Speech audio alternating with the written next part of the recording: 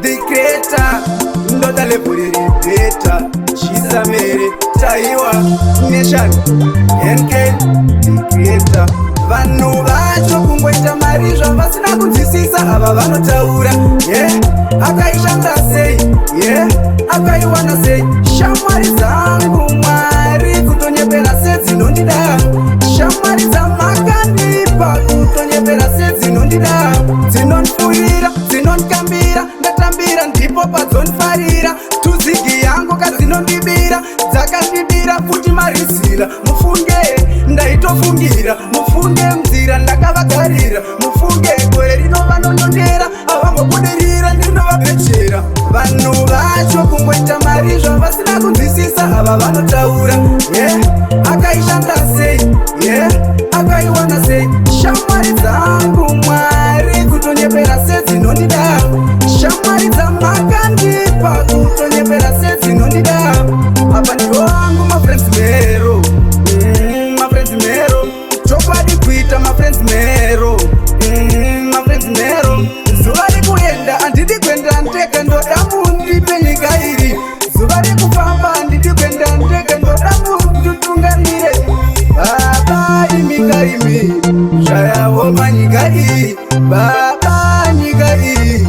zvayawo manyika iyi vanhu vacho kungoita mari zvavasina kunzwisisa ava vanotaura akaishanda sei akaiwana sei shamwari dzangu Mwari kutonyepera sedzinondida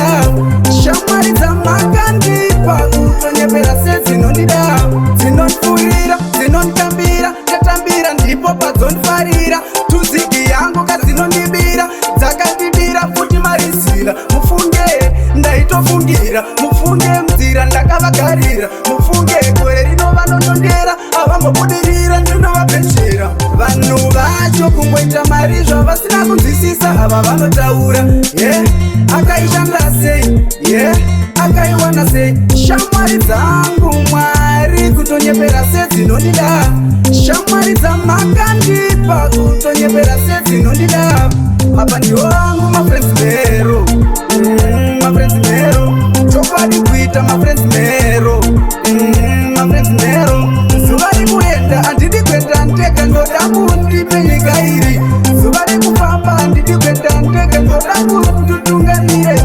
baba imika imi zvayawo manyika iyi baba nyika iyi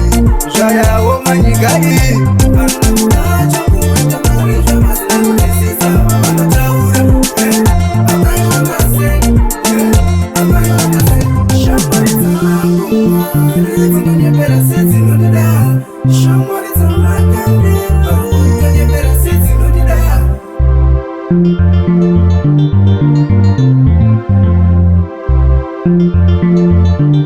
Thank you.